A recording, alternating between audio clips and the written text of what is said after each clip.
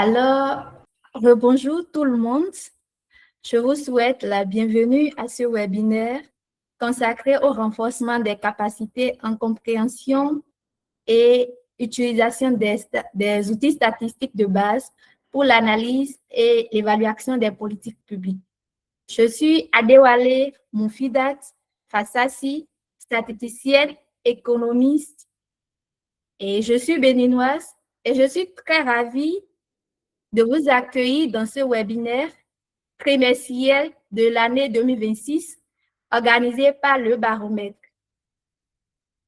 Alors, merci à vous tous pour votre présence et pour votre fidélité à nos webinaires trimestriels. Ainsi, pour rentrer dans le vif du webinaire, ce qui nous réunit tous ici, force est de constater que dans nos pratiques professionnelles, que ce soit dans le cadre de projets ou de politiques publiques, nous sommes de plus en plus confrontés à la nécessité de produire ou d'interpréter des données fiables pour éclairer les décisions. Aussi que ce soit pour mesurer l'impact d'un programme, suivre l'évolution d'un indicateur ou encore tester des hypothèses, les statistiques appliquées sont devenues un outil incontournable. Mais pourtant, beaucoup d'entre nous peinent encore à s'approprier ces méthodes et à les utiliser de manière opérationnelle, notamment avec des logiciels comme Stata, pourtant très puissants. C'est dans ce contexte que ce thème a été choisi. Les statistiques appliquées dans l'évaluation des politiques publiques, études de cas et applications avec Stata. Nous allons alors explorer ensemble à travers une démonstration pratique comment les statistiques peuvent être mobilisées dans l'évaluation. Pour nous guider dans cette démonstration, nous avons aujourd'hui deux experts qui ont accepté de partager leur expertise. Je vais les présenter brièvement. Notre premier intervenant est M. Cherif Diallo, économiste, statisticien et assistant de recherche de l'ATES IFAN, en espérant que je prononce bien. Le LATES est le laboratoire de recherche sur les transformations économiques et sociales. Il est une unité de recherche de l'Institut fondamental d'Afrique noire, IFAN, qui est rattaché à l'Université Cheikh Anta Diop de Dakar, UCAD. L'une des principales institutions de recherche en sciences sociales en Afrique de l'Ouest. Son intervention portera sur les fondamentaux en statistique et leur application au champ des politiques publiques. Bonjour, Monsieur Diallo. Merci d'être parmi nous. Ensuite, notre second intervenant est Monsieur Yasser Boina, économiste, statisticien avec une solide expérience dans l'analyse des données et l'évaluation des politiques publiques. Il est chercheur en développement, spécialisé dans l'évaluation d'impact des politiques publiques.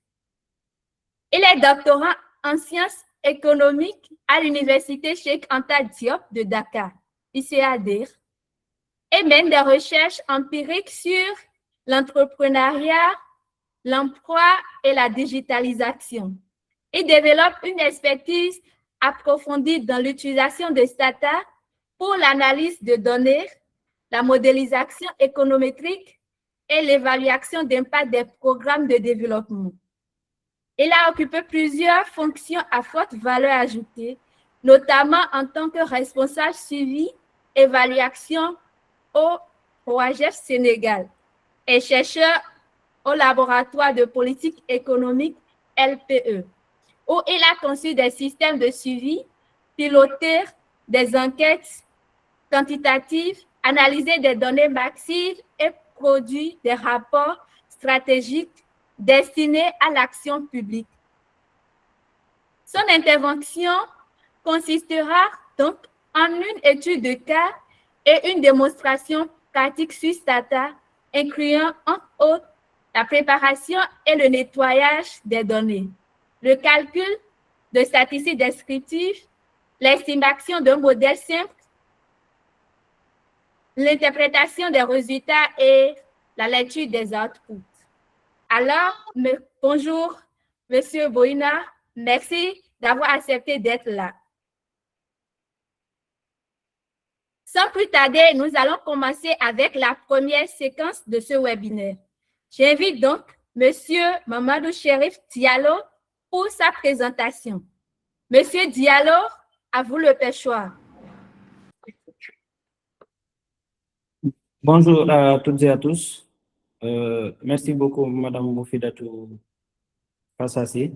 Je pense que la présentation a globalement été bien faite.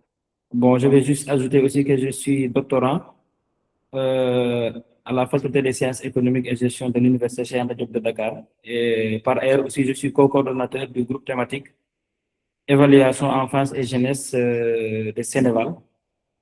Donc, c'est un honneur pour moi d'être là et de participer à ce webinaire et d'apporter les quelques éléments que je pourrais partager avec l'Assemblée.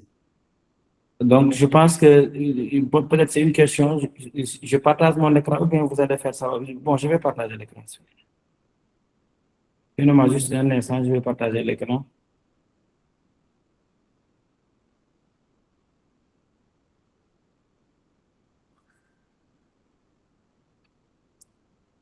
Est-ce que c'est bon pour le partage d'écran? Oui, c'est bon. Excellent. Oui, c'est bon, ça va. Monsieur Chérif, c'est pas en mode diapo. Hein? Oui, je n'ai pas encore fait ça en mode diapo. Ok, d'accord. Merci beaucoup. Ok, donc, comme a dit Mme Moufidatou, donc la présentation que je vais faire va porter sur les fondamentaux en statistique appliqués à l'évaluation des politiques publiques. Donc, la présentation va tourner autour de 6 points, en gros. Dans un premier temps, il y a les concepts clés et glossaires. Ensuite, nous allons voir la moyenne et les mesures de position, notamment la médiane et l'écart type. Ensuite, des éléments qui sont souvent utilisés et qui portent à confusion, notamment le pourcentage, les points de pourcentage et les taux de variation. Ensuite, nous allons voir un cas de tendance et évolution sur une figure plutôt. En cinquième point, nous allons voir une régression et interprétation. Et ensuite, pour clore avec des tests utiles en suivi et évaluation. Je rappelle que la session va porter uniquement sur les parties théoriques. Et ce sera, je pense, au prochain intervenant de faire la partie sur la partie pratique plutôt. Donc, comme concept clé, nous allons définir c'est quoi une variable en statistique. C'est une caractéristique mesurable sur une population ou un individu. Elle peut être quantitative ou qualitative, mais je rappelle ici que qualitative n'est pas en lien avec les données quali, qui sont souvent issues des entretiens, des focus group. Ici, qualitative, c'est des variables de type genre, région, c'est des variables qu'on appelle en statistique qualitative.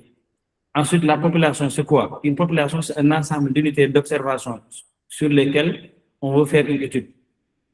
Maintenant, sur la population, on va avoir un échantillon sur lequel qui va représenter un sous-groupe de la population qu'on va interroger, vu qu'il peut y arriver des cas où on ne va pas faire une étude sur l'ensemble de la population, mais on va faire un sous-échantillon, sous-groupe, pour que ce soit de façon représentative à la population. Ensuite, c'est quoi une distribution? Donc, la distribution, c'est important dans la mesure où, souvent, c'est soit des distributions spatiales ou bien des différences au niveau des zones ou des régions ou selon les variables. Donc, comment se répartissent les valeurs, comment les valeurs sont concentrées, comment elles sont étalées, ou bien c'est des valeurs extrêmes. Par exemple, dans un groupe, on peut avoir certains individus qui ont des résultats qui sont trop éloignés, par exemple, du groupe normal. C'est la distribution détermine quel outil statistique il faut utiliser. Toujours sur les variables, on a plusieurs types de variables statistiques, bien sûr. On a les variables quantitatives. Sur les variables quantitatives, on peut avoir les variables quantitatives continues qui va représenter, c'est des valeurs numériques avec des décimales, avec possibilité d'avoir des virgules, par exemple. On peut donner l'exemple du revenu, du taux de malnutrition, du taux de pauvreté, ainsi de suite. Là, tu as la possibilité d'avoir des virgules. Et les variables quantitatives discrètes, notamment avec des nombres entiers, dénombrables plutôt. On peut donner l'exemple des vaccins. Là, on a 340, par exemple. Il n'y a pas possibilité d'avoir 340, tel du nombre de vaccins. Soit c'est 340, soit c'est 341, c'est un nombre entier, sans possibilité d'avoir des virgules. C'est des séances de formation aussi, c'est la même chose, ça revient au même. Ensuite, on a les variables qualitatives, qui est aussi de deux ordres, des variables qualitatives nominales, qui sont des catégories sans ordre logique. On peut donner l'exemple du genre, de la région, du type de programme, par exemple. Ensuite, des variables qualitatives ordinales, qui représentent les catégories avec un ordre logique. Par exemple, on a le niveau d'instruction. Là, on sait que il y a un ordre à respecter, c'est primaire, collège, lycée, supérieur ou formation professionnelle, par exemple. Ou bien, par exemple, on a des indicateurs avec des modalités de type, par exemple, c'est satisfaisant, non satisfaisant, ainsi de suite. Mais on sait qu'on sent l'ordre dans la disposition des modalités. Là, c'est des variables qualitatives ordinales. En deuxième point, on a la moyenne et les mesures de dispersion. Donc, c'est quoi la moyenne? La moyenne, mathématiquement parlant, c'est la somme des valeurs d'un indicateur divisé par le nombre d'observations. Mathématiquement parlant, on a la formule qui est là en bas. Mais bon, pour être plus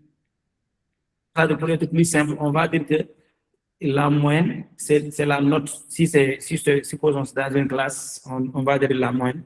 C'est la note qu'aurait eu chaque élève si tout le monde avait la même moyenne, la même note plutôt. Donc, elle résume en un seul chiffre la performance d'un programme ou d'une politique sur l'ensemble des unités observées. Soit c'est des bénéficiaires, des communes, des ménages, des années, etc., etc. Je rappelle aussi que la moyenne est sensible aux valeurs extrêmes. Tout à l'heure, je parlais de ça, sur le fait que, par exemple, certains individus peuvent avoir des résultats trop importants comparés au reste du groupe. Ce qui fait que souvent, la moyenne, ces résultats-là vont tirer la moyenne vers le haut, alors que la majorité, par exemple, du groupe ont des résultats qui ne sont pas trop importants. On a un tableau comme sous forme d'exemple ici, le taux d'accès à l'eau potable sur 5 pays. Donc, on a par exemple le pays A avec un taux de 72, pays B 55. Si on fait la moyenne, si on applique la formule mathématique 72 plus 55 plus 48 plus 41 plus 65, divisé par le nombre total de pays, on aura 64,2% de moyenne. Là, c'est la moyenne. Si on fait le constat aussi que le PIB est en dessus de la moyenne, par exemple, comparé aux autres pays, est très éloigné même de la moyenne comparé aux autres pays. Par exemple, si on regarde 41 à 64. Ensuite, on a d'autres types de variables permettant d'avoir la même idée, c'est la médiane. Là, c'est la valeur du milieu une fois les données classifiées. Elle est plus robuste si les données sont très dispersées.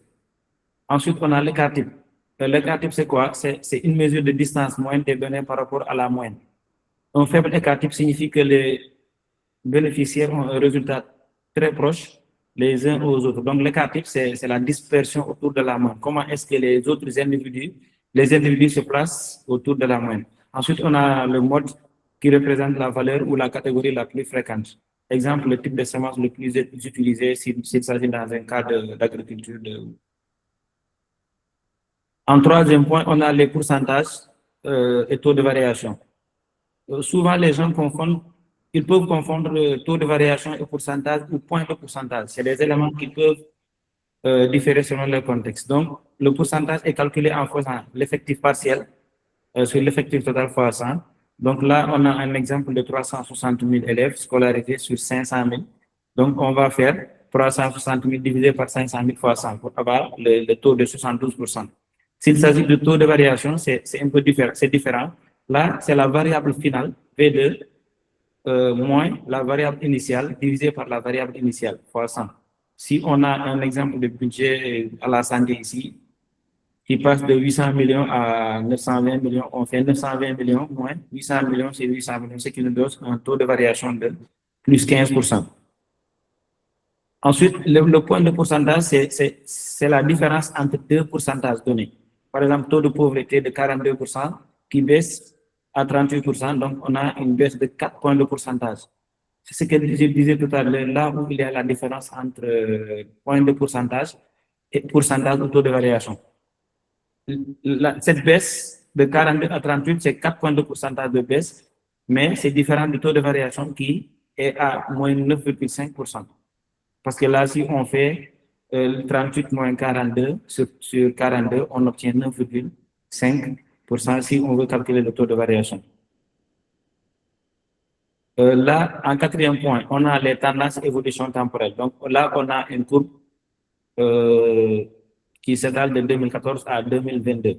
Maintenant, il faut se poser 4 questions face à cette courbe pour pouvoir avoir une idée précise ou une interprétation très claire. Il faut se poser la question, quelle est la direction? Là, on a une tendance ascendante, donc on a une hausse. C'est soit une hausse ou soit une baisse ou une stagnation, si la courbe elle est horizontale.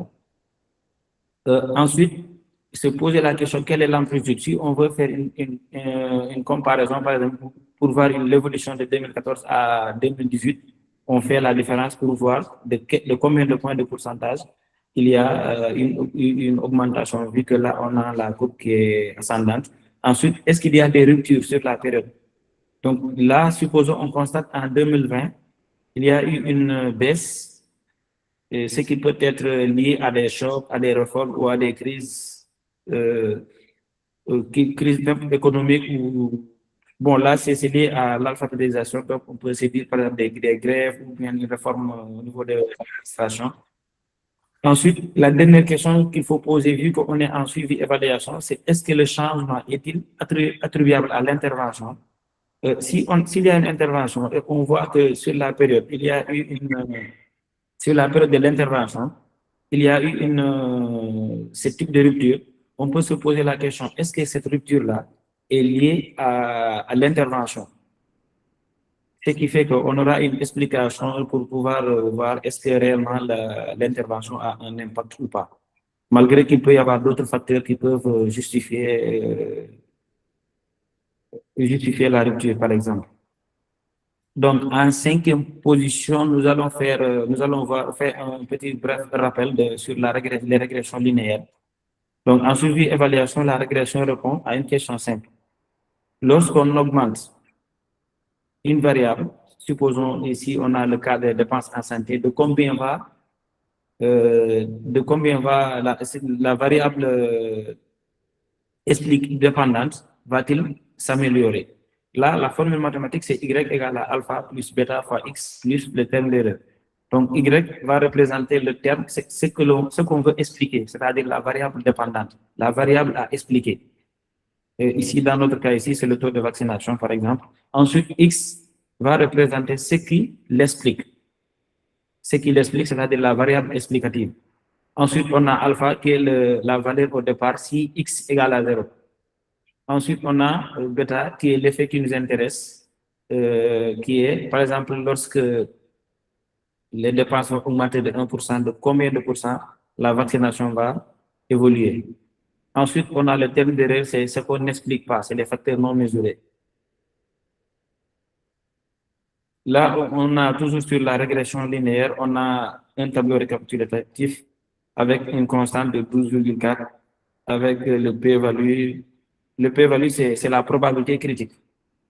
Donc, qui nous permet le p-value, c'est la probabilité critique, comme je l'ai dit. Et c'est une probabilité qui nous permet de voir est-ce que ce que l'on recherche, c'est significatif ou pas. Maintenant, le coefficient bêta va nous dire si c'est significatif ou pas. Si c'est significatif avec la p-value plutôt, mais le coefficient va nous donner une idée sur le sens du lien. Par exemple, si c'est une valeur, le coefficient, s'il est négatif ou s'il est positif, donc le sens va être positif et négatif selon le signe du coefficient. Ensuite, on a le R square, le R carré. C'est un indicateur qui montre ça, qui nous donne une information sur le niveau d'explication des variables explicatives aux variables expliquées. Par exemple, si on a un R square de 87%, de 0,87, donc ce qui signifie que le modèle explique à hauteur de 87% la variable observée. Ce qui veut dire que ici, X explique à hauteur de 87% Y.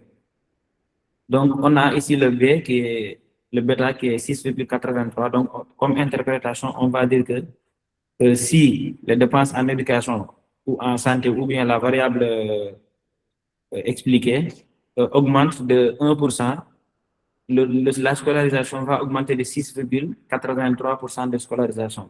C'est ce qui va être considéré ici comme l'effet marginal. Parce que si on fait la dérivée de Y par rapport à X, on va obtenir bêta. Ensuite, on a le p-value. Comme je le disais tout à l'heure, c'est la probabilité critique. C'est cette information qui nous permet de dire que l'effet recherché est significatif ou bien n'est pas significatif. Si on a un P qui est inférieur à 0,5%, l'effet est statistiquement significatif. Je rappelle aussi qu'il y a, globalement, il y a 3 seuils conventionnels souvent utilisés. C'est 1%, 5% et 10%. Mais souvent, on utilise 5% parce qu'il est au milieu. Ensuite, on va dire qu'il y a moins de 5% de chances que ces résultats soient dus au hasard. Ce qui veut dire que l'effet de X sur Y est significatif. Je pense que par rapport à R carré, j'ai dit le modèle explique 87% de différence observée entre les pays, par exemple. Plus R est proche de 1, meilleur est le modèle. Donc, là aussi, c'est une information capitale qui fait que c'est important de vérifier le niveau de R carré. Donc, il y a aussi des éléments à éviter, par exemple, pour éviter de confondre, par exemple, corrélation et causalité. Donc, la corrélation dit que les choses marchent ensemble, évoluent ensemble, alors que la causalité dit que l'une des variables fait marcher l'autre. C'est-à-dire, si on dit X cause Y, ce qui veut dire que X cause Y. X fait marcher Y. Un exemple ici, plus de médecins peut entraîner qu'il y a plus de maladies déclarées parce que les patients vont avoir facilement plus accès aux médecins, mais cela ne signifie pas que plus de médecins font tomber les gens malades. Donc, il faut aussi éviter souvent de se focaliser uniquement sur la moyenne nationale. C'est un très bon indicateur, mais il peut cacher des inégalités, des disparités régionales, supposons par milieu urbain et rural, ou bien par sexe, homme-femme, ou bien par d'autres types selon d'autres, ou bien par niveau d'éducation, par exemple, aussi. Ce qui fait qu'il est très bon d'avoir une moyenne nationale, mais il faut toujours, si possible, aller au-delà et voir la situation au niveau régional. Par exemple, on peut avoir un taux de scolarisation moyen de 72%, mais 40% en zone rurale, par exemple, et 95% en zone urbaine. Là, si on ne fait pas attention, on va dire que 72% c'est acceptable, mais il faut aller au-delà et regarder les disparités selon d'autres types de variables. Ça, par exemple, le milieu urbain, rural, ainsi de suite. Et ce qui fait qu'en suivi-évaluation, il est toujours recommandé de désagréger par milieu, genre, région, groupe vulnérable, ainsi de suite. Il faut aussi éviter de confondre. Je pense que ça, j'ai un peu parlé de ça, c'est le pourcentage et le point de pourcentage. Passer de 48% à 40% à 48%, c'est plus 8% de point de pourcentage, mais c'est plus 20% de taux de variation. Si on applique la méthode de calcul que j'ai expliquée précédemment, je pense que pour le taux de variation, on va avoir 20%, alors que pour le point de pourcentage, on a 8. C'est deux chiffres qui sont exacts, mais ne disent pas la même chose et peuvent induire en erreur. Donc, il est toujours conseillé de préciser dans nos documents, dans les rédactions, de quel type d'indicateur on a utilisé, c'est des points de pourcentage ou bien c'est des taux de c'est des variations. Donc, en statistique aussi, il y a des tests qu'on peut utiliser et qui sont adaptés au suivi et évaluation. Donc, on a un test statistique répond à une question. Est-ce que ce que j'observe est réel ou est dû au hasard? Donc, comme je l'ai dit, le taux, le seuil, c'est 5%. Donc, on va avoir si P, la probabilité critique est supérieure à 5%. Donc, l'effet est réel. Si c'est supérieur, ce qui veut dire que l'effet est dû au hasard, ou bien on rejette l'hypothèse de. Le test de Friedel, par exemple, on a la question principale, c'est est-ce que deux variables catégorielles sont liées? Est-ce que les deux variables sont liées? Le taux de vaccination est lié au milieu de résidence urbaine rurale. Donc, on va avoir, par exemple, on utilise par exemple les logiciels statistiques comme Stata, R ou d'autres, on peut avoir directement le résultat. Par exemple, ici, on a 80 x carré, le chi2, on appelle ça chi2, est égal à 84. Donc, on a la probabilité critique associée qui est égale à 0,01.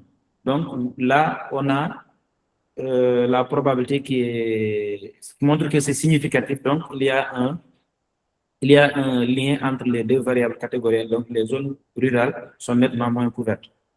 Donc, quand utiliser le test de Friedel, c'est lorsqu'il y a des variables catégorielles comme genre, accès au programme, région, niveau de satisfaction, type de ménage, bénéficiaire ou non. Donc, comme je l'ai dit, pour chaque test, il est adapté à un certain nombre de types de variables. Donc, là, pour le Friedel, l'hypothèse principale qui est posée H0, c'est que les deux valeurs sont indépendantes, donc on va dire qu'il n'y a pas de lien. Ensuite, comme hypothèse alternative, c'est que les deux variables sont associées, ce qui veut dire qu'il existe un lien.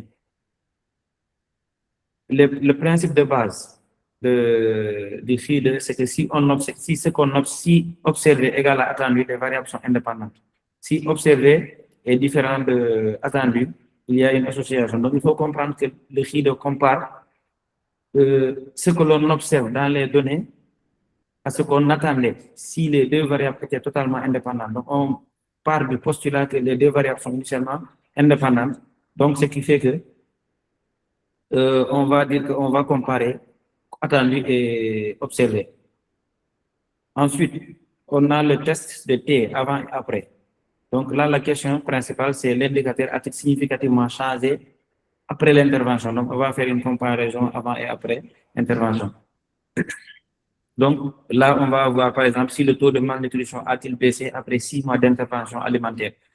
Supposons dans une zone donnée, on a une organisation, une ONG, par exemple, qui fait une intervention pour lutter contre la malnutrition. Donc, on va essayer de voir après 6 mois d'intervention, est-ce que l'effet escompté a été obtenu.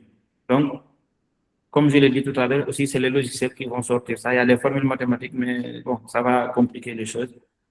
T égale à 3,2 avec une probabilité associée de 0,003. Donc, de là aussi, on va dire que oui, la baisse est significative parce que ce qui fait que la baisse n'est pas due au hasard.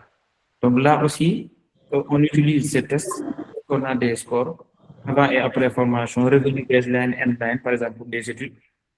Là où on a fait une étude avant l'intervention et endline après l'intervention. Oui, à la fin de l'intervention, on a fait une autre étude. Donc, on a essayé de bénéficiaires ou groupe témoins. Il peut y arriver des cas aussi où on fait une étude avec des groupes témoins et des groupes cibles. Là où les groupes cibles vont être ceux qui ont bénéficié de l'intervention. Donc, pour ce test, les hypothèses qui sont posées, l'hypothèse nulle, il n'y a pas de différence réelle. Et l'hypothèse alternative, c'est qu'il y a une différence réelle. Donc, là aussi, le principe de base, c'est avant intervention, c'est la baseline. Donc, programme. Après le programme, il y a eu l'intervention. Donc, on va faire une étude M-line.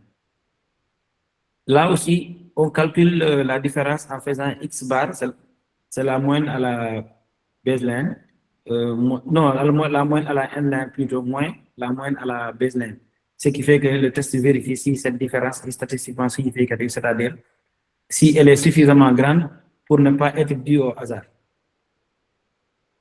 En sixième point, nous avons les corrélations.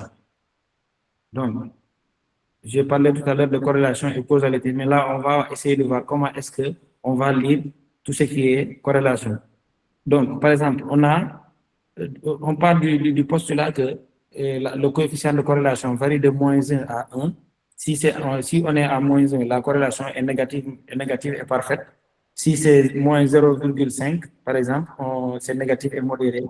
Si le coefficient de corrélation est égal à 0, donc on va dire qu'il n'y a pas du tout de corrélation, il n'y a pas d'association. Et si on est de l'autre côté de l'axe, la partie positive aussi, c'est positif modéré et corrélation parfaite et positive. Donc là, la règle pour la lecture du coefficient de corrélation, on va dire la valeur absolue du coefficient de corrélation qui est R ici, si la valeur absolue est inférieure à 0,3. Donc, on va dire que la corrélation est faible. Maintenant, elle peut être faible, positive ou faible, négative, selon le sens de l'axe. Par exemple, si c'est de moins 0,3 à 0, on va dire qu'elle est faible, mais négative. Si c'est de 0 à 0,3, on va dire faible, mais positif. Si la valeur absolue de R est comprise entre 0,3 et 0,7, donc on va dire que la corrélation est modérée. Et là aussi, c'est la même chose, ainsi que pour si la valeur absolue de R est supérieure à 0,7. Ça revient au même. On va dire que si c'est de la partie positive, on va dire que c'est modéré, par exemple pour 0,3, 0,7. Si c'est moins 0,3, moins 0,7, on va dire que c'est modéré négatif. Si c'est 0,3, 0,7, on va dire que c'est modéré positif. Et si c'est 0,7 aussi, c'est la même chose. Si c'est supérieur à 0,7, positif, si c'est la partie positive, donc on va dire que la corrélation est forte et positive. Positive plutôt. Et si c'est la partie négative aussi, on va dire la même chose. Donc là, on a juste un exemple extrait d'un programme d'appui à la santé maternelle. Le taux de mortalité maternelle est passé de 480 à 390 décès pour 100 000 naissances entre 2018 et 2022, soit une réduction de 18,75%.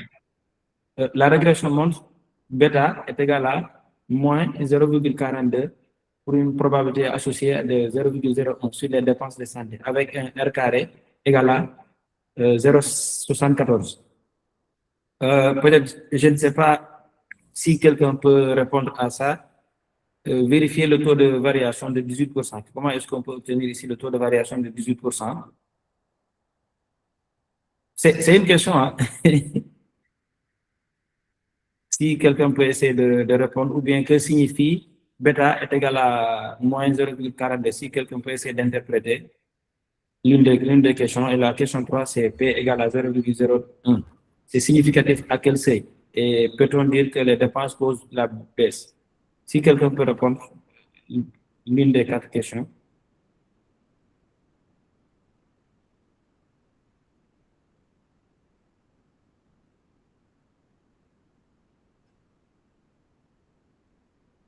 Qui peut essayer?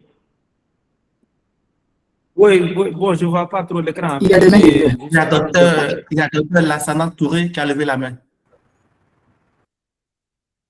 Allez-y.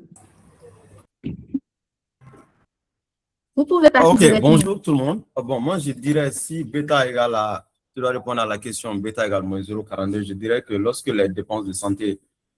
Je peux répondre? Vous me recevez? Oui, allez-y. Allô, vous me recevez? Oui. Allô? Oui. Moi, Allô? Oui, très bien. Ok, je allez-y. disais... Oui, très bien. Oui, je disais si les je peux dépenses répondre? publiques... Je peux répondre? Allô? Qui a la parole? Il y a Oui, quelqu'un docteur, qui a la parole, je vais le laisser parler. docteur Lassana, allez-y. Merci. Ok, non, je disais que je dirais que si je prends la question sur bêta, je dirais que lorsque les dépenses de santé augmentent d'une unité et le taux de mortalité maternelle diminue en moyenne de 0,42 unités, mais je vais ajouter toutes choses étant égales par ailleurs. Voilà, parce que ici, le signe négatif là, indique une relation inverse. Voilà, c'est ce que je veux dire à ce niveau. Maintenant, le fait que P soit égal à 0,01, c'est le seuil, quoi. C'est-à-dire 1% de probabilité d'observer un tel résultat. Parce qu'en réalité, on sait que les dépenses publiques ou les dépenses de santé n'avaient aucun effet statistique si on a l'hypothèse nulle. Voilà. Donc ici, le fait que 0,01 est plus petit que 0,05, on va plutôt parler de seuil significatif. Voilà. Donc c'est un seuil significatif.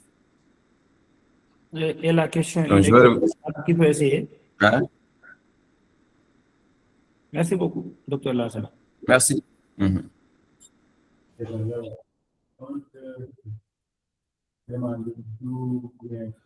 Il y a une autre main levée. Oui, allez-y, allez-y. Oui. Malheureusement, je ne vois pas l'écran. Bonjour à tous. Bonjour à tous. Merci Mamadou pour la brillante présentation. Vous me recevez? Allez-y, allez-y. Ok.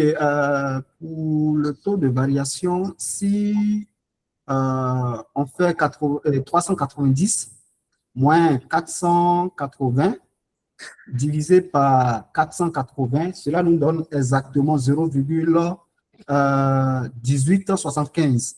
Multiplié par 100, c'est ça qui nous donne les 18,75%. C'est ça. Merci.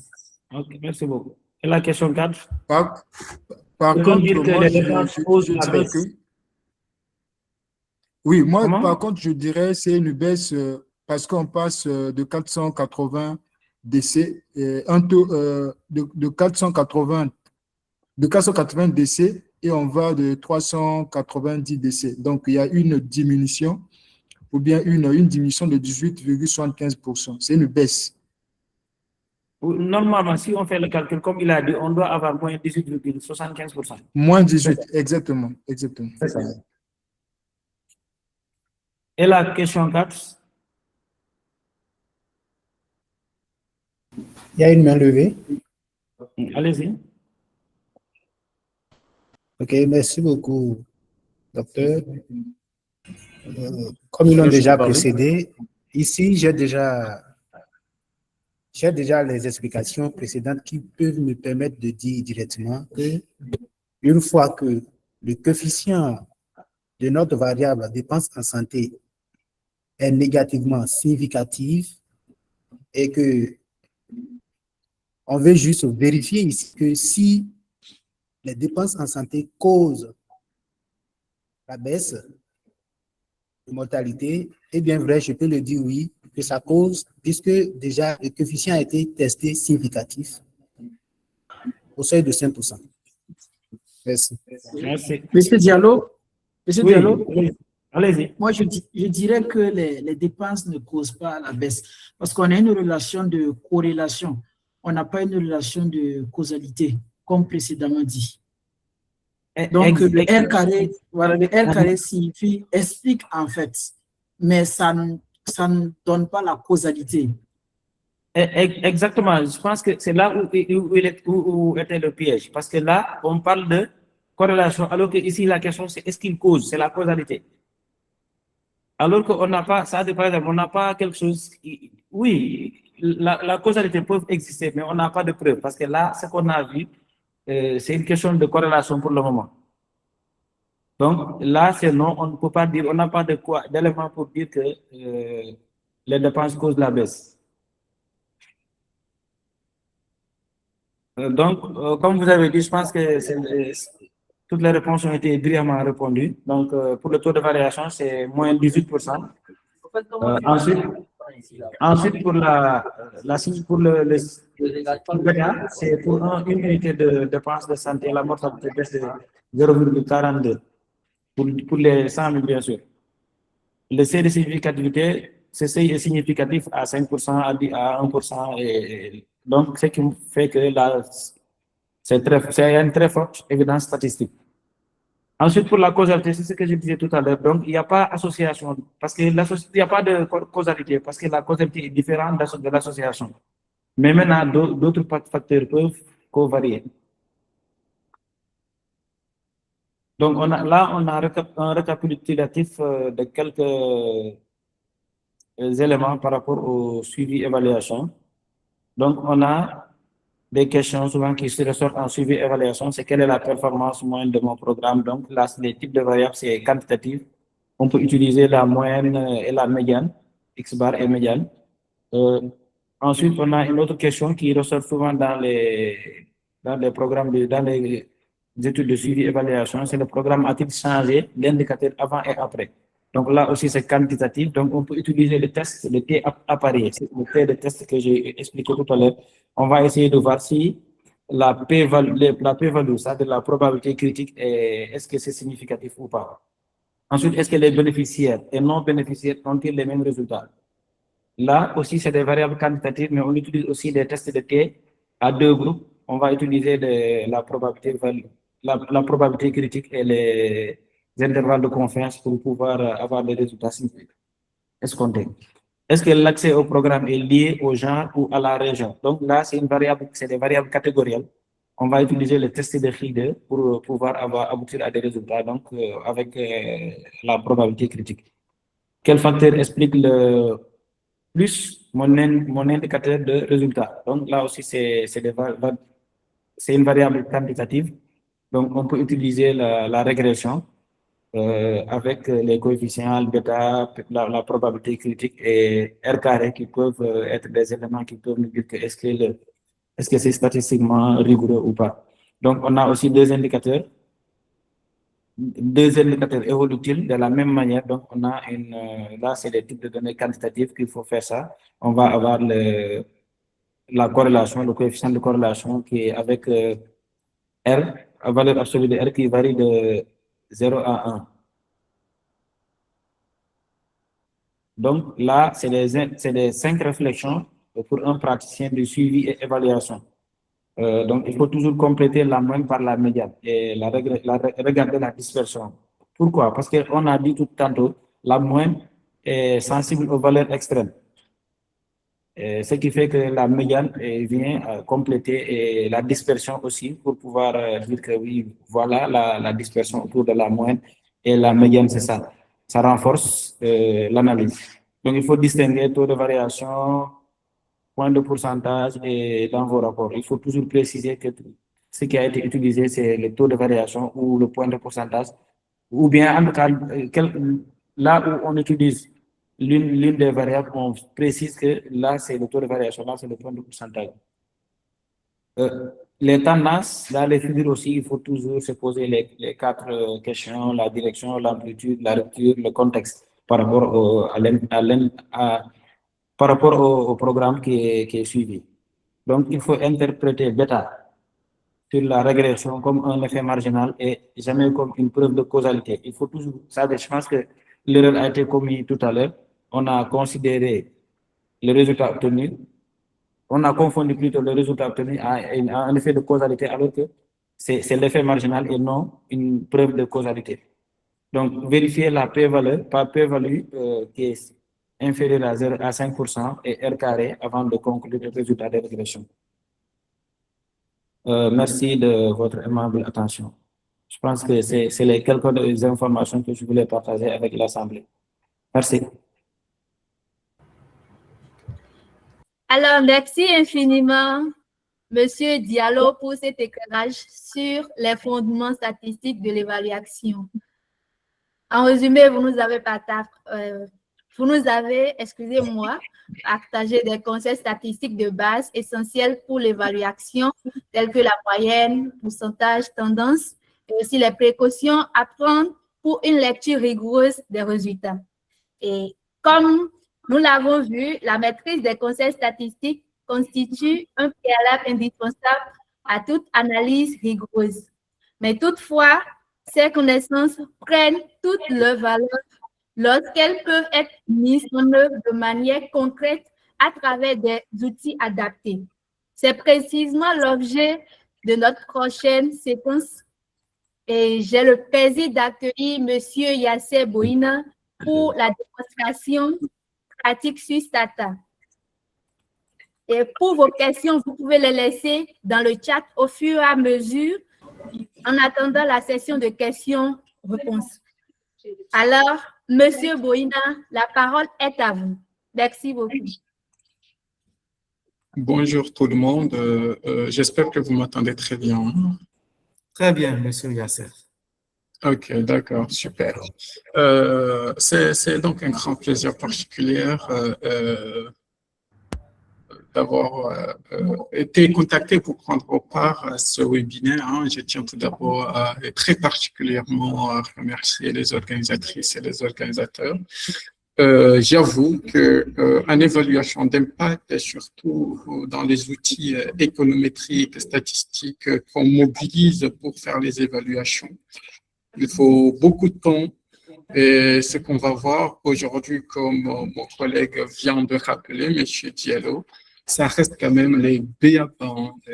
Vraiment, ce sont des outils, oui, bien sûr, essentiels, mais il y a beaucoup à faire, il y a beaucoup de choses à voir.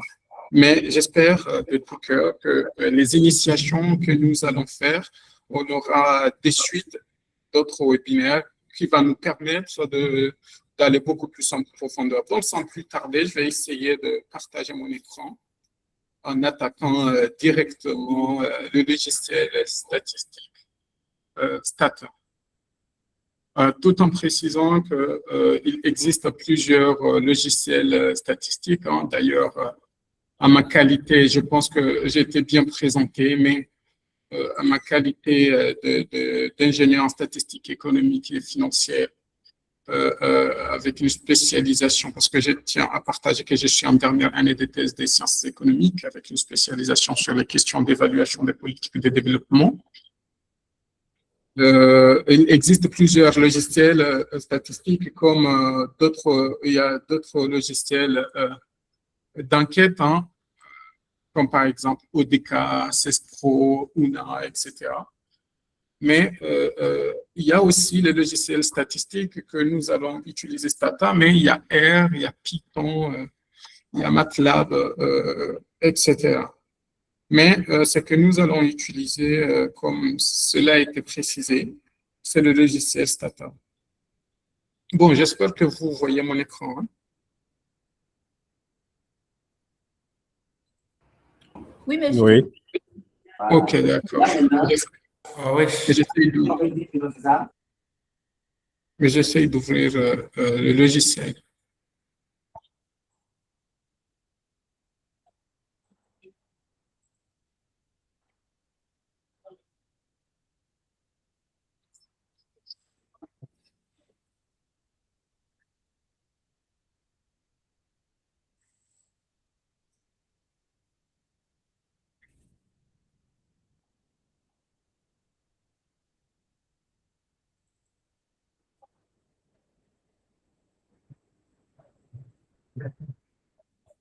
Bon, en attendant que ça s'ouvre, OK, voilà, c'est bon.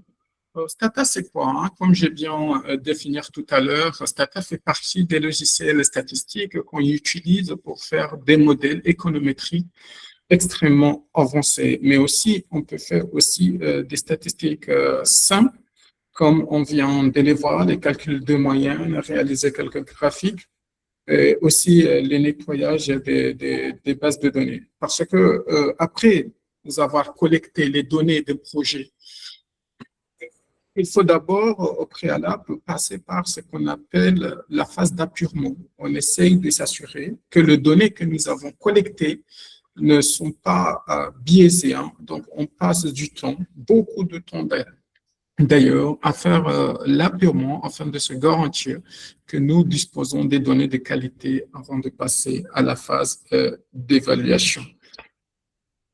Désolé, parce que là, je ne sais pas pourquoi, alors que j'étais en train de travailler sur ça tout à l'heure.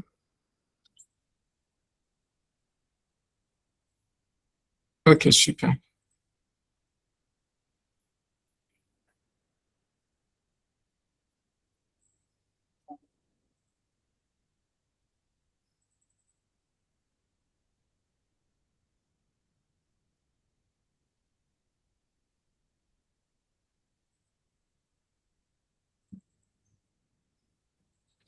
D'accord. Donc, vous pouvez, j'espère que vous avez des blocs-notes pour prendre des notes. Ici, nous n'allons pas utiliser l'interface, mais nous allons utiliser des scripts, des commandes. Parce qu'ici, on fait, c'est comme de la programmation. Il y a des commandes qu'on exécute et puis ça nous sort les résultats directement. C'est beaucoup plus simple.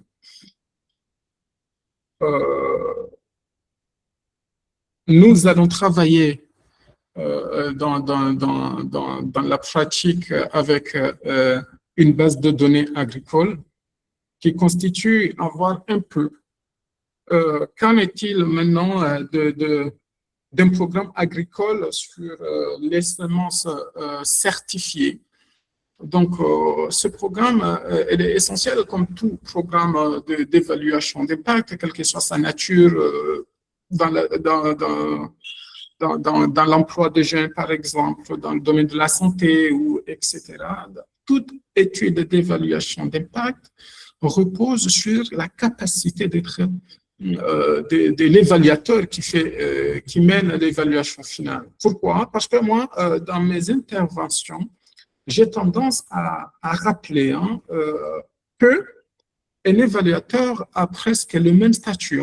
Permettez-moi d'introduire ça. Un évaluateur a presque le même statut qu'un médecin. D'ailleurs, il a beaucoup de responsabilités. Pourquoi? Parce que imaginez un programme mis en place dans les zones rurales ici au Sénégal pour la lutte contre la malnutrition infantile. Donc, un évaluateur qui n'essaye pas de prendre les précautions essentielles peut tirer des conclusions fallacieuses en disant que, par exemple, le programme a un effet positif ou bien a un effet négatif en surestimant l'impact ou sous-estimant l'effet d'impact. Cela peut entraîner, en cas de sous-estimation, l'arrêt du projet, ce qui va entraîner le décès des milliers d'enfants. Donc, vous comprenez un peu l'enjeu qui est là. En cas d'erreur statistique, ceux-ci peuvent nous conduire à des résultats qui peuvent mettre en danger des milliers de gens. Donc, nous avons la responsabilité de mieux comprendre comment faire des évaluations à l'aide des nouveaux outils économétriques modernes en cherchant de dépasser les cadres classiques en se spécifiant sur des indicateurs de sortie, notamment parce que nos gouvernements ont tendance à beaucoup s'intéresser sur ce qu'on appelle des indicateurs de sortie. Quel est le montant décaissé dans le cadre d'un projet agricole? Quel est le nombre de bénéficiaires? Le projet a été mis en place dans combien de régions, par exemple? Donc ça, ce sont des questions essentielles. Mais nous, maintenant, on doit venir avec ce qu'on appelle des indicateurs de causalité. Qu'est-ce qu'on observe à la fin du projet? Est-ce que réellement l'amélioration du revenu, par exemple, que nous observons chez les agriculteurs qui ont bénéficié d'un projet X vient du projet ou bien vient des effets hétérogènes, des effets que nous n'avons pas pris en compte? Donc, ce sont ces outils-là qui sont essentiels, qui doivent être pris en compte afin de maximiser l'amélioration du niveau de vie de la population, espérer une transformation structurelle de nos économies. Donc, vous voyez l'interface Tata, n'est-ce pas?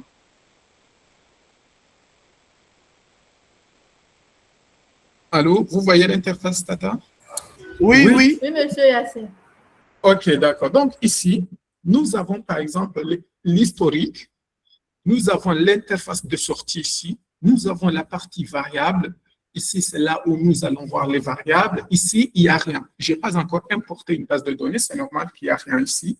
Ici, nous avons les propriétés. C'est ici où on aura les informations de la base de données. Par exemple, ici, nous aurons les nombres de variables qui existent dans notre base de données et les nombres d'observations. Mais là, actuellement, on n'a rien. Ce qu'on va faire maintenant, c'est quoi? On va commencer par importer la base parce qu'on ne peut pas travailler dans ce data sans jamais importer la base. Donc, ici, il faut venir dans File.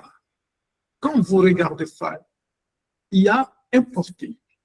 Ici, dans Importer, nous avons plusieurs extensions des bases de données. Il y a des bases de données qui peuvent être sous format Stata, des bases de données qui peuvent être sous format texte ou CSV, il y a des bases de données qui peuvent être sous format SPSS, SPSS qui est aussi logiciel de statistiques, SAS aussi, etc. Mais nous, notre base de données est sous format Stata directement. Donc, on n'a pas besoin de passer par ces extensions. Mais si, par exemple, tu as une base de données qui est sous format Stata, tu viens ici, tu cliques comme ça, et tu viens dans Browse. Et tu cherches ta base de données à partir de ton ordinateur. Là, tu es dans ton ordinateur, tu essaies de défiler, tu cherches là où tu as mis ta base Excel et tu l'importes. Ainsi de suite pour les autres extensions. Mais non, notre base de données est sous format Stata. Donc, pour l'importer, on passe directement dans Open. On fait comme ça. Et puis, on vient dans Base. Et puis, je mets Ouvert. Et là, directement, là où il y a variable qui n'avait rien avant, ça me donne ces informations-là.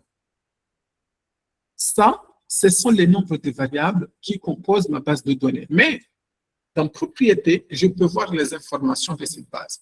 Cette base contient 42 variables et 309 observations. C'est une base fictive, je répète encore, mais nous allons faire l'hypothèse que c'est une base qui vient parce que ceci concerne, c'est une enquête réalisée dans le secteur agricole. Donc, on va partir sur cette base pour faire l'application. Ici, après avoir fait l'importation, nous avons cette ligne de code. Cette ligne de code, c'est ce qui nous a permis d'importer la base. Ici, nous avons, par exemple, Edit. Si tu veux faire des manipulations, tu veux changer la couleur, par exemple, que ça soit format noir, etc. Ce sont des manipulations simples au niveau de logiciel. Ça ne permet pas de faire des analyses. Dans Edit, dans Data, par contre, ici, si tu veux faire, par exemple, des statistiques descriptives, ici, de ménager les variables, de faire des sorties, des matrices, etc., etc.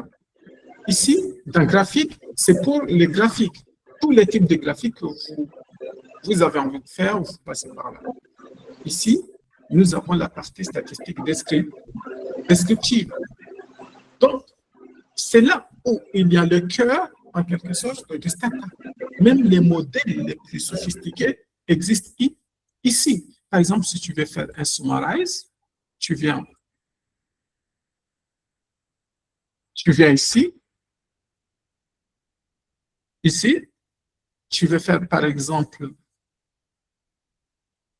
série temporelle. Nous avons plusieurs modèles ici, un modèle de survie, un modèle d'épidémiologie, un modèle d'endogénéité. Il y a même les modèles d'évaluation de Pataki qui sont intégrés ici pour calculer ce qu'on appelle les effets au moyen de traitement. Donc, il y a help aussi. Help, ça, c'est par exemple, à chaque fois que tu veux utiliser une commande, parce qu'on a dit qu'ici, on va travailler avec des codes. Si par exemple, il y a une commande que tu ne comprends pas, par exemple, je peux demander help, comme ça, graphique. Par exemple, tu veux des informations beaucoup plus avancées de comment je peux utiliser cette commande graphique pour faire des analyses. Donc ici, ça me sort directement cet outil d'information. Maintenant, c'est à toi de voir. Tu veux quel type de graphique? Par exemple, tu veux un graphique two-way. Tu cliques ici. Donc, ça te donne toutes les informations sur ça. Et ce qui est intéressant ici, impressionnant, c'est quoi? C'est que si tu descends vers la fin, il te donne même des exemples de comment utiliser cette commande. Par exemple, ici, on te dit, pour utiliser ça, tu peux utiliser cette ligne de code. Et parfois, ça te donne même des exemples. Et toi, tu peux copier et coller ici, et puis faire ce que tu veux, par exemple. Donc, on peut faire on peut chercher à voir l'évolution des deux variables quantitatives. Hein. Nous, on n'a pas des années.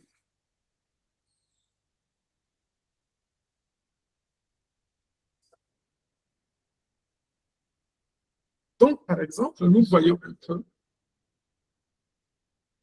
comment ces deux variables réagissent graphiquement, hein. Ça, c'est une graphique linéaire, hein, pour présenter deux variables continues. Donc, mais on n'est pas là. Ce qui nous intéresse réellement, c'est quoi? C'est de voir comment calculer la moyenne, comment calculer d'autres indicateurs, comme il a été montré tout à l'heure par mon collègue. Donc, la moyenne est connue par mean en anglais. Mais ce qui est beaucoup plus recommandé, c'est quoi? C'est qu'ici, il y a ce qu'on appelle un do file. Ici, c'est là où nous enregistrons nos codes. Tout ce que nous allons réaliser ici, on peut les enregistrer ici. N'est-ce pas? Donc, par exemple, on peut s'intéresser à savoir comment avoir la description des variables que j'ai dans ma base de données. On peut voir ça à travers deux commandes. Il y a la commande descript, on peut écrire ça. Des, ici, on peut abrévier les commandes. Par exemple, on peut utiliser le menu du file ici, mais après, j'importe le programme que nous avons fait ici, que j'ai préparé pour le cours. Voilà le programme. C'est ça que nous allons utiliser. Donc, ici, par exemple, descript, ça nous permet, c'est le même commandant que j'ai utilisé ici. J'ai utilisé des, mais on peut utiliser describe ou bien des, c'est la même chose. Donc, ici, ça nous donne quand même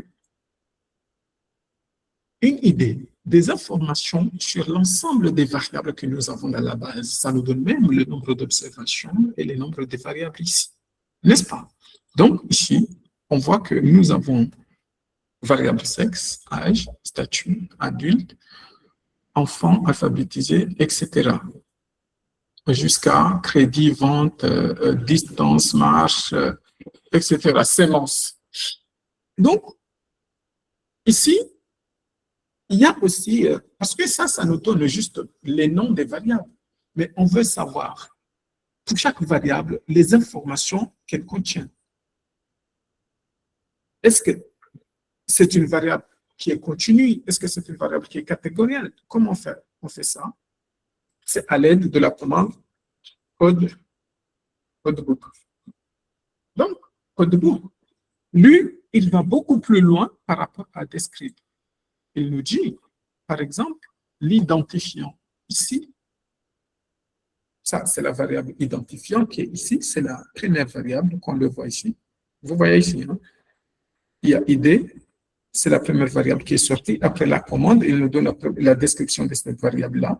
Il nous dit, c'est une variable de type numérique qu'elle contient 300 observations. La moyenne de cette variable, c'est 152. Les quartiers, c'est ça, etc. Les percentiles même sont ici. Il n'y a pas de données manquantes. Ça, c'est important. Donc, cette information est très utile parce que ça nous dit ici que cette variable est complète et qu'elle ne contient pas des valeurs manquantes. Pour sexe, qu'est-ce qu'il nous dit? Il nous dit que c'est une variable binaire, c'est-à-dire 1, 0, vous voyez, 1. Elle ne va pas nous donner des moyennes ici, parce que ce n'est pas une variable qui est comment? Qui est continue. Et il nous fait un petit tableau ici qui est très intéressant. Il dit que pour 0, nous avons 50 champs. Et pour 1, nous avons 252. Nous avons 50 enfants et 258 hommes. Nous avons ici la variable âge aussi. Comme c'est une variable continue, normalement, on a la moyenne ici. Donc, ça, c'est juste des codes, des scribes et codebook où ça nous permet d'avoir une idée de la structuration de la base. Je précise une chose. Ici, dans historique, Si tu veux réutiliser la commande, tu peux cliquer, double-cliquer ici, et ça revient dans cette fenêtre de commande. On peut par exemple se limiter à sexe. Au lieu que ça sorte toutes les variables, on peut se limiter à sexe et tu fais ça. Codebook sexe, ça te donne les informations pour sexe seulement. Pour par exemple afficher les informations, supposons de la variable sexe à éducation, tu donnes un tiret 2 de 6.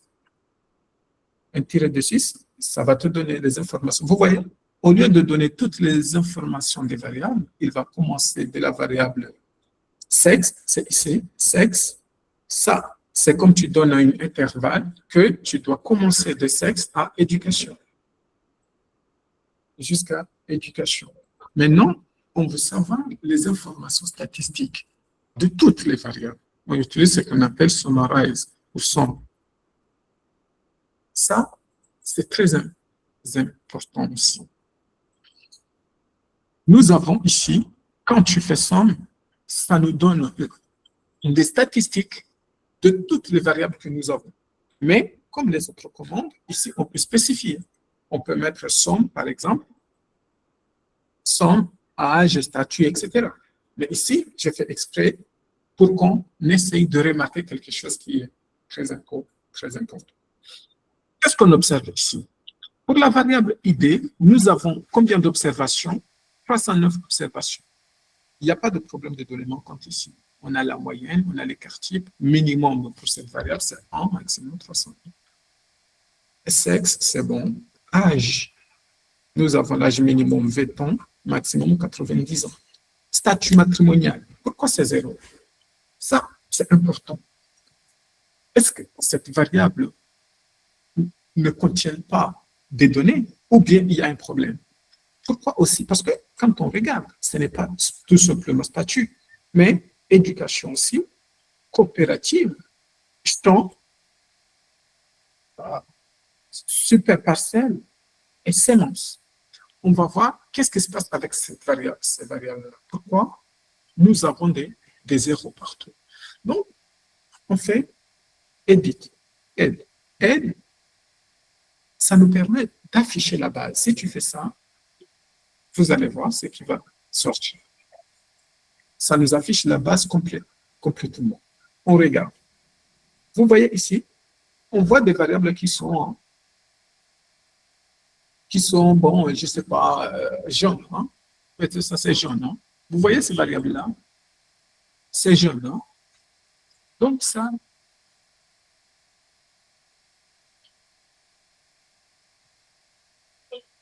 c'est un problème. Parce que ces variables-là sont en facteur. On ne peut pas les utiliser dans des analyses poussées. Qu'est-ce qu'on fait? On va ce qu'on appelle les encoder. Quand on fait edit, par exemple, statut, parce qu'on voit que statut est 0 ici, on veut chercher qu'est-ce qui se passe. Éducation, par exemple. Coopérative. Bon, je me limite à ces trois. Qu'est-ce qu'on voit? Qu'est-ce qu'on voit?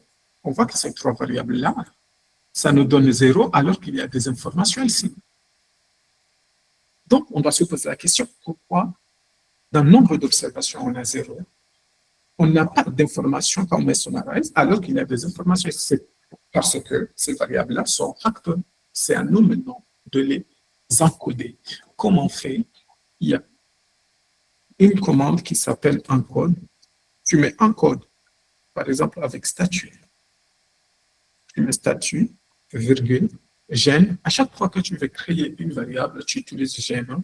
Gène, entre parenthèses, on ne va pas utiliser le même, parce que c'est les mêmes variables, mais on va rendre cette variable non facteur, parce qu'on a dit que c'est un facteur. Encode, on met encode, par exemple. On met entrée. Donc, on va voir. On va faire edit ces deux variables-là, statut et statut encode. On vient de créer une variable. On regarde.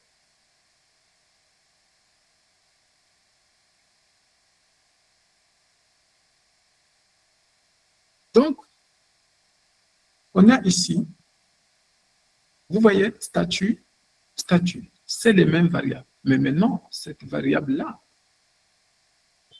n'est pas facteur comme ça.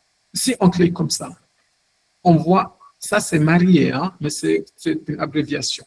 Par contre, ici, si on fait ça, ça nous donne des codes. Donc, cette variable-là, on peut l'utiliser. D'ailleurs, si on met summarize avec ça, si on met summarize, tu vois, on met summarize et ça ici pour voir la différence. Vous voyez, pour la variable qui est encodée, ça c'est la ligne de code. Hein. Après, je vais vous partager le code. Ça c'est la ligne de code. Vous voyez, statut en code 309 parce que on a encodé cette variable. Maintenant, on peut l'utiliser. Et ça, on ne peut pas l'utiliser dans des analyses poussées. N'est-ce pas? Voilà, c'est pourquoi on a 0 ici. Donc, comme je vous avais dit, il y a tellement de choses qu'on ne peut pas voir. Rien que les manipulations simples, on peut passer des heures. On va attaquer ce qui est essentiel. Comment on calcule la moyenne. Mais comme on est en évaluation d'impact,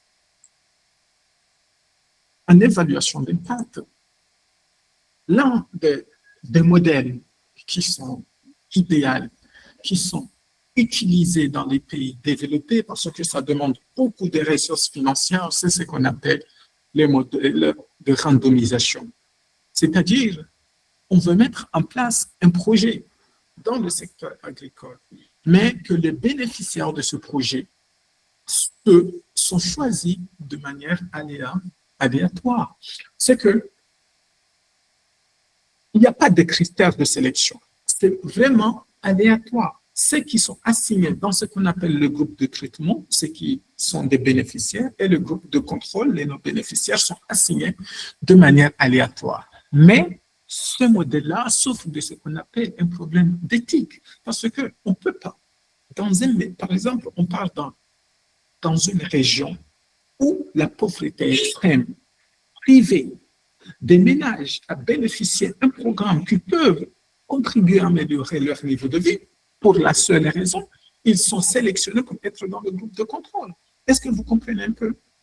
Dans un programme de lutte contre le tabagisme, par exemple, on ne peut pas dire à un individu de commencer à fumer parce qu'il est assigné dans le groupe de traitement. Donc, vous voyez, ce modèle-là souffre de ce qu'on appelle un problème d'éthique. Et ça demande beaucoup de fonds. Mais c'est pourquoi, la plupart du temps, on utilise ce qu'on appelle des modèles quasi-expérimentaux, notamment ce qu'on appelle le matching par score de proportion, la régression par discontinuité, les variables instrumentales, le contrôle synthétique, et ainsi de suite. Donc, ce sont les modèles que moi, j'utilise beaucoup plus souvent dans le cadre de mes recherches.